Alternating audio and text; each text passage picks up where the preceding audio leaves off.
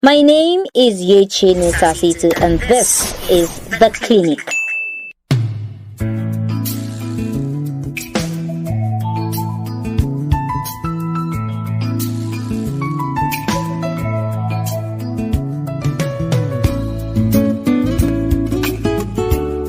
I am your health prefect, and welcome to your home of good music, good talk, 99.9 Kiss FM. The clinic is where we talk about everything health, because we know that total health is not just physical but mental and emotional well-being. So at this hour on this station, our discussion is for your physical, emotional and mental well-being, and today your parental journey as well.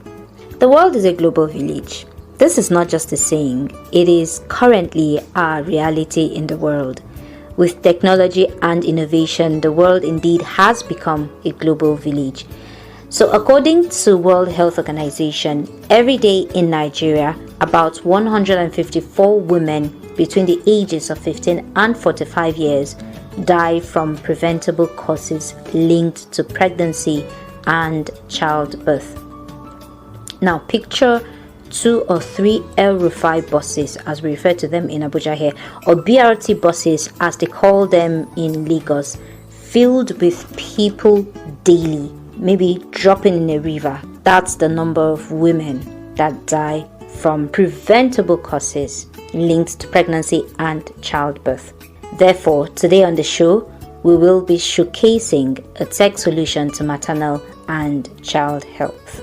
WHO describes maternal health as the health of women during pregnancy, childbirth, and postnatal period. Each stage should be a positive experience, ensuring women and their babies reach their full potential for health and well-being. However, most of the time, new moms and moms-to-be have no idea what to do. So as a first-time mom, it wasn't easy. I had a lot of learnings to do on the do's, don'ts, how to keep him healthy and all. But being married to a medical doctor, made it a bit easy for me. Apart from everybody trying to advise you, every mother that sees you, every auntie, everyone advising. Apart from the so many advice, my husband made it a bit easy. The only major challenge I had was having to nurse him for only 3 months and resuming work. I would prefer to have government or employers give at least 6 months to nursing mothers. That way the immunity of the child is strong enough and the child itself is strong enough to be exposed to outside world. You're the first time mom.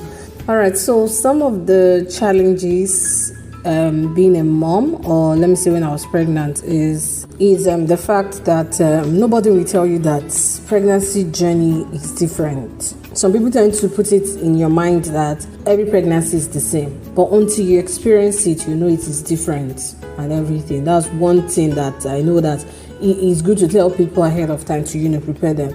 And nobody tells you that pregnancy has to do with your mental state. You have to be physically and mentally ready to be able and bring forth a child. Nobody tells you this. They just tell you that, okay, this is a normal thing for you to do. But I think psychologically you need to explain some terms to some people so that they will know that this journey you are going through is going to be taxing or is not going to be taxing. Another thing again that I will say is that pregnancy journey is beautiful, in as much as you get scared, you have anxiety and all that. My journey was a beautiful experience. It comes with emotions. You can cry and all that. And all this talk of our mother saying that do not cry when you're pregnant. It will make the child to be cry when he grows up. It's emotions. If emotions come and you cry, I don't feel it has anything to do with the baby in the womb. I don't think it's going to affect the baby psychologically. I don't think so. That is me. And the things I wish I knew being a first-time mom is that not everybody's opinion should count when you're taking care of your child. What works for you will be different from what works for another mother.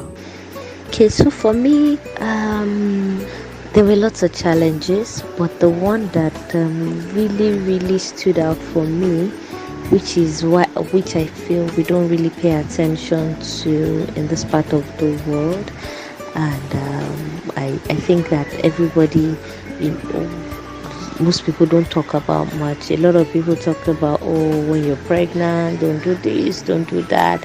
Oh, take care of yourself, try to eat. Oh, do this, you need to, there are lots of things you should do during pregnancy. And then it almost sounds like, because they talk more about it during pregnancy, it almost sounds like after the baby drops, everything goes back to normal, which is a dirty lie. So for me, what stood was the aftercare of the mother after she gives birth. I noticed that the attention is more on the baby. Oh, don't carry babies, don't kiss babies, don't touch babies, don't do this to babies. But what about the mom? So I suffered postpartum depression but thankfully for a short period. Thank God for a very good support system. So I think that's the challenge I want to focus on. Aftercare of the mother after delivery, the care for the mom after delivery, like what I think I need to do. Resources I wish were available to me that were put in my face, especially even during antenatal. I think that people should weigh in, caregivers should weigh in heavily on what to do after you have a baby. A lot of them talk more of what to do for the baby, but not the mom. Emphasize on a very good support system. A lot of women don't have that. It's important for their mental health, especially. A woman should have when I say a good support system, she needs lots of rest. So she needs people that she can count on that can take care of her baby, while she needs to take naps every day to help feed the baby, to help me check on her too and make sure that she too is doing okay. Her husbands need to be educated on the support they should give their wives, and if not the husband, the brother, a masculine figure that is in her life should also receive some form of knowledge on this is what she will need you to do. You hear stories where men demand things from their wives after give birth, not even just sex. Some men will, oh, I want to eat pounded yam, I need you to make my meals, and they're saying things like, what, are you the first to give birth? What's there? A lot of us in this part of the world feel that once you've given birth, that's all, and that's a lie. The woman, for lack of a better word, the woman's problems have just begun, you get. And depending on the mode with the way in which she puts to bed, CS, IVF, whatever, she's dealing with one form of pain or the other, whether it's vaginal birth or it's CS. It shouldn't be trivialized. So for me, I really think that resources should be made more available about the aftercare of the mom. There's so much talking about the baby, what not to do for the baby, what to do for the baby. In fact, even the hospitals, before they discharge, they tell you think do's and don'ts for the baby. Then maybe for the mom, they'll say, take your drugs, you'll be fine. No, I really think that they should emphasize, make available resources, talk a lot about it in antenatal, talk about postpartum depression, what leads to it. The number one thing for me that I noticed is if you don't have a good support system, because after you give birth, you're hoping to be able to rest, you're able to catch your breath, baby has colic, baby wants to eat part time, your nipple is cracked. Yeah, for me, that's what stood out. How many people can relate to these stories? After the break, I will be speaking with Kemi Olawoye about Babymigo and the community it has raised in just a few years. Please stay with us. Why do children need access to safe water, sanitation, and hygiene services? Because it supplements healthy food, so that children do not get sick and we can spend more time at school. Access to safe water, sanitation, and hygiene services contribute to healthy growth and development of every child. Soap, water, toilet. Soap and water. Soap and water. Wash your hands. Wash your hands. When you use the toilet. When you use the toilet. Wash your hands. Wash your hands. Soap and water. Soap and water. Wash your hands. Wash your hands.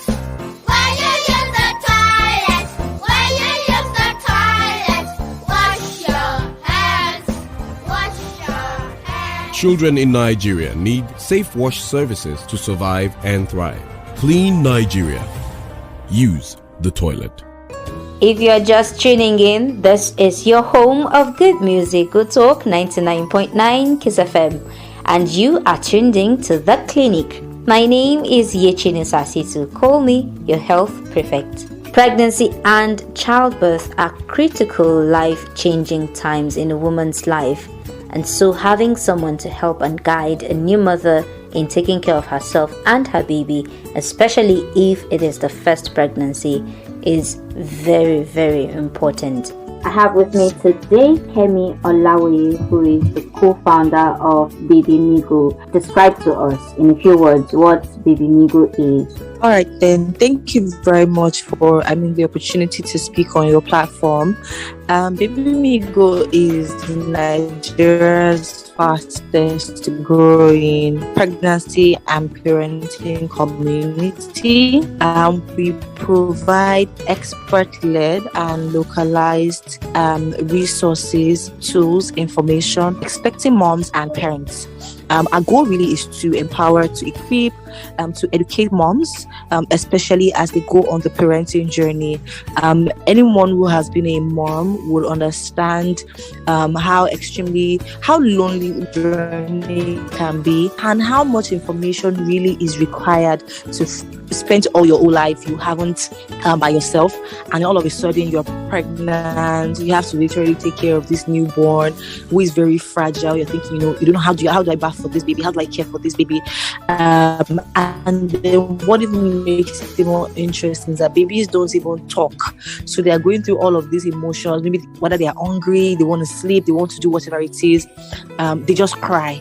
And you're thinking, like, why is my baby crying? So there's so much to learn. And what we have done with our platform is to, one, provide community, because we found that, when mothers and, women are together, they're able to support one another better, which is why they even say, like, mothers are like, their second profession is being a doctor, because, moms are quite knowledgeable at the, eventually. And so we found that community support is extremely important. The second thing that we provide is also expert-led and culturally relevant information.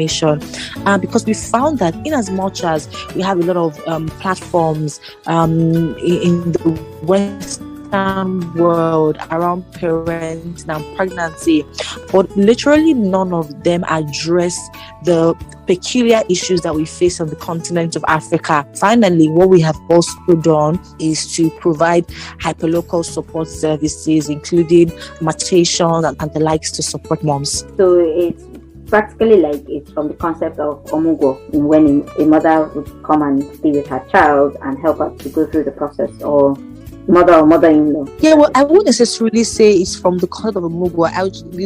I cited the omugo example, to reiterate that the problems that we face on the continent of Africa regarding maternal and child health and regarding motherhood is quite different from what is faced in the Western world. So you might see international platforms that, provide parenting resources or motherhood resources, but are they addressing the peculiarities that moms in Nigeria and in Africa face? So I gave different examples. One of our community outreaches, we heard that moms actually take like herbal concussion for their baby's head to turn, in order to prepare for delivery, because of course your baby's head has to turn for you for once it's the third trimester and the rest of it. Moms in Nigeria would put a thread on their baby's head when the baby is having hiccups. In Nigeria, in Africa, they would say that you should put a pin in front of your dress when you're pregnant, so that witches and wizards will not see the baby. So there are quite a lot of they'll say pregnant moms shouldn't eat snail because the baby will drool. So what I'm trying to explain is that the peculiarities of motherhood in Africa is different from what you would see in the US, it's different from what you would see in the UK. And so what we are doing is to address problems and provide solutions that are peculiar to these mothers on our continent. Okay, so it's not specific to Nigeria. It's an open platform to Africa. Yes. I mean, we've of course started with Nigeria, and we hope to expand like moms in other countries, even Ghana as well. All right, now, so tell me how it works. I have checked the platform and I see that people are just asking questions. So is it just to ask questions, or how does this really work? Okay, remember that when I said, what we do, I had kind of categorized it. So we provide information, resources, tools, and then services. So what that means is that on the platform, there are 3 to 4 key features, right? The first thing is a community page where we've kind of segmented. So if you're pregnant, you can join the pregnancy community. We also have a community that is not on the platform, like a Telegram community. We also have the Q&A where parents can actually ask the questions, and then we have experts, nurses and doctors that can answer their questions. Another key feature that we have is our articles and resources, where we constantly put like new articles and resources that, like I said, are very peculiar to the moms in Africa. And then another feature that we have is also the tool. So we have the ovulation calculator, we have the immunization calendar as well on the platform. So how many users do you have at the moment? Do you have that number? Yeah, we've registered over 200,000 moms at this time. Is it just moms or any parents, if I can make it clear? Well, any parents really, but really what we found, to be very honest with you, is that, and I really must commend the new generation of millennials, especially fathers, we've actually found that men are becoming more involved in parenting more than before. So in fact, we've seen a situation now where men are actually registering on the platform for their wives, because the thing is that for you to register on the platform, you have to indicate whether you're trying to conceive, you're a parent already, or you're pregnant. I've actually seen that men, I would kind of use the word pose to be their wives, and they register on the platform and even subscribe to our services. So that has very interesting. So we were not particular. I mean, as far as a parent and you need that information, either a father or a mother, I've also tried our best also in recent times to even provide resources for fathers as well, because we found that, like I said, support is extremely important for the motherhood journey. What are the challenges that you have had to encounter over the years, and how were you able to address, or how are you addressing some of these challenges? The challenges, I think the major challenge that we faced, I'd say really was more in the beginning. One is with workforce. So we know that talent is a very big issue in Nigeria. And so really at the beginning, and because of the peculiarity of the service that we offer, it was a bit difficult at the beginning for us to recruit and keep the right team members, who had the right skills, that we're looking at. But I think that over time, and I found, we're speaking with a lot of entrepreneurs as well, that it's not a peculiar issue, right? To us, it's a Nigerian issue. But I think that we've gone past that stage. And one thing I can, say for sure is that our current team members, are very dedicated. We've now gotten it right with our recruitment, with our staff retention. And I can say for sure that, our current team members are very dedicated to the vision, and they are running with it. And that's very exciting. I think another issue that we also faced at the beginning, which was why I said that, now we're very, very deliberate about feedback, we're very, very deliberate about focus groups and all that kind of stuff, is that at the beginning, we kind of wish that we carried our users more along. The thing with product development and being an entrepreneur is that you feel like I'm solving this problem and I already know everything about the problem and all the solutions that there are. But the truth is that when you speak with those that you are serving, there are higher chances that you would either gain more insight into the problem and even gain more insight into possible solutions, that they would prefer, right? So I feel like at the beginning, in our stage of building, I feel like if we had kind of carried our mothers along better, it would have been helpful. But that's something that we eventually learned from. And, I can tell you that right now, that's something that we do a lot of, involve the moms in the process, of developing products, providing resources, tools, and the likes. Right. You've mentioned some of the things that have changed, because that was going to be my next question. What has changed over the years? But how have you been able to build on the feedback that you've gotten now? So we actually, when we get feedback, we act on it. right? And one thing that has influenced is the launch of the Babymigo 2.0, which we launched earlier in the year. We improved our platform based on the feedback that we received from the moms. We improved the Q&A tool on the platform. We introduced some new tools, which some were still building, some were done with building. We introduced the resource, the community groups, and so many other tools. So I think that in terms of influence, that's the Babymigo 2.0. The other thing that has done, the feedback that we have received from our moms, is also in the development of our products. So this year as well, we launched what we call Mama Care. And Mama Care is a maternity plan that allows moms to access over 40% discount off antenatal, child delivery, and baby care in more than 120 partner hospitals across Nigeria. All of this, it was from the feedback that we received from moms, where moms have said, having a baby I always say that having a baby is not cheap. It looks cheap, but it's not cheap. By the time you think about, the cost during pregnancy to having the baby, to when the baby comes, you pay for diaper, you pay for this, and these things are not, if you were single or you didn't have a baby, you just be using that money to probably chop life, right? Or go and have lunch somewhere. But now you have this baby that you have to pay for this, for food, all that clothing and all that kind of stuff. So what we have done is that, it has the feedback that we have received has also helped us to develop products for moms. Now, everything requires money. So let's talk about money now. How were you able to get funding or sponsorship to develop this platform that is helping moms around Africa to take care of the children, especially new moms? And how do you keep it sustained? The first thing to note is that we're not an NGO. We are not a non-profit organization. However, we are a social enterprise passionate about reducing maternal and child mortality in Africa. And so beyond any financial, beyond any profit making, that we get, impact is extremely important to us. And in fact, that's one of the metrics that we look at as an organization on a monthly basis.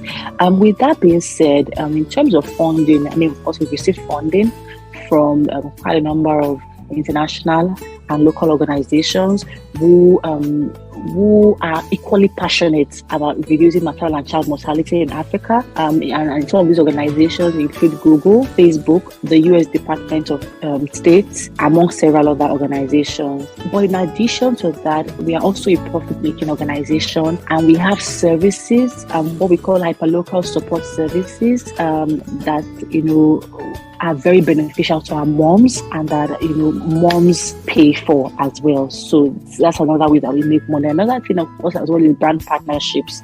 We also have brand partnerships that allows us to make revenue and profit as an organization. But yes, we are a social enterprise who also focuses on making profit. Thank you so much, Kemi. But before I let you go, I just want your last words on this. What would be your advice to moms and moms to be, saying that you're I would whether you like it or not, I'm gonna call you the mother-in-law that comes from that provides Google services. So saying that you're the mother-in-law that provides Google services, what would be your general advice? I'd say to moms to be and new moms that motherhood is one of the most exciting and rewarding, yet the most challenging journey of life. Ensure that you get support and help. Like, support is underrated. Either in form of a community, like Babymigo, or even in terms of just your partner helping you, family members helping you, friends helping you. Don't try to be a super mom. There is nothing like that, and there's no reward or award for being a super mom. Ensure that you get support, ensure that you get help, and ensure that you're a part of communities of moms, so that you can share your thoughts, share anything that you need to do to help you feel better, because it really can be a lonely journey, and it literally doesn't stop. You can't take a break like in the real sense of it. Like, you can go for a 1-week holiday, but you can't say, like, if you were to be in a job, you can say, oh, you know what, I don't want to do this job for like 1 year, which people do. I want to take a break from working. I want to maybe run my business or something. But you can't take a break from motherhood, right? So that's extremely important. Okay, so last, I just want to know where the name came from. What does Babymigo mean? Okay, so baby means baby, but migo actually means help, like partner in another language. So we're literally like baby partner. We're helping moms to be, partners for their babies. So that's where the name came from. All right, thank you so much, Kemi, for the time that you have spent with us today. Thank you. Thank you so much. And well done on Babymigo. Thank you so much. So I've been speaking with Kemi Olawe, the co-founder of Babymigo. My 3 weeks old baby has some whitish thing on his tongue. Please, what can I do? I need a recommendation of an appetite booster for my 2-year-old daughter. How early can I start potty training my baby? What dosage of vitamin C should I give my baby of 3 months? This and many more are the kind of questions people ask on the Babymigo app. The responses are straight to the point and response time is almost immediate. Hello, my name is Dr. Ifeanyi Sulfo and I'm a public health doctor. Talking about tech solutions for improving maternal and child health. It is important to realize that tech solutions are much more than digital health solutions. So for instance, tech solutions include other equipment, within, say, maternity wards that are necessary for improving maternal and child health. But of course, I appreciate the fact that nowadays when you talk about tech solutions, people's minds go to digital health solutions. Well, in our context here in Nigeria, digital health solutions are still coming up in the sense that even investments in tech are skewed towards fintech, education, tech for education issues, tech for other social issues. Digital health solutions are beginning to pick up. And understanding that a number of these tech solutions are either apps or on websites, and in those last mile communities where we want to have the greatest impact on the poor maternal health indices, people do not have access to smartphones. But having said that, there's so much opportunity which digital health provides to help improve maternal and child health. I mean, tech solutions like solutions that would help educate women, their partners, their husbands, their families about, issues that affect women, and most importantly about, say, pregnancy, what to eat, what not to eat, what to do, what not to do generally, when to register for antenatal clinic, what to expect when you get pregnant. So that if anything happens outside what is expected, then you should seek care. When to make sure you deliver at the facilities, how to make sure that you receive your immunization for pregnancy, and your child, after your child is born, also gets the required vaccination. So tech solutions like that, digital tech solutions like that, so that for me, I don't think about those big tech solutions, because ultimately it's all about education. Once people know what to do and what not to do, they are better able to make informed decisions. So what practical measures should government at all levels be putting in place to protect women and children's health? Well, in a way, we're back to where I stopped, because if you look at the commonest cause of a woman dying during pregnancy and childbirth is excessive bleeding, postpartum hemorrhage. So on one hand, ensuring that women, their partners, their husbands, their families have the right information of what to expect and what to do, what not to do, but also ensuring that health facilities that women go to seek health care have the required human resources, have the basic drugs that women would need during pregnancy, for instance, have vaccines, have power supply, ensure that it's open 24 hours so that when a woman has issues late at night, they are not scrambling to travel for 20 kilometers to access care. Because ultimately, we want to make sure that women do not travel long distances when they want to access healthcare. So also ensuring that health facilities are located close to where people live. We're also talking about affordability of healthcare, and for me that is where health insurance comes in.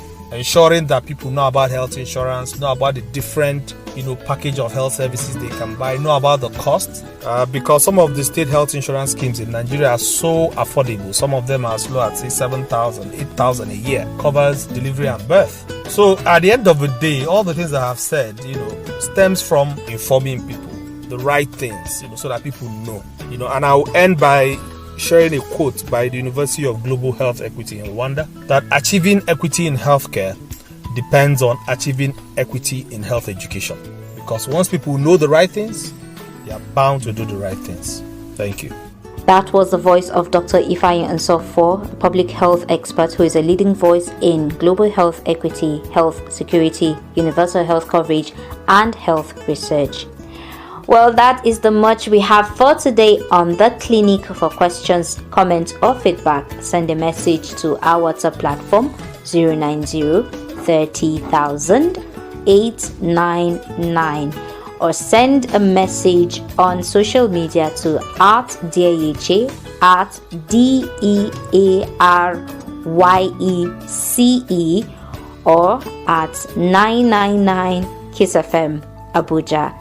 Join us same time, same station next week for more recipes to a healthy life. I pray that you may prosper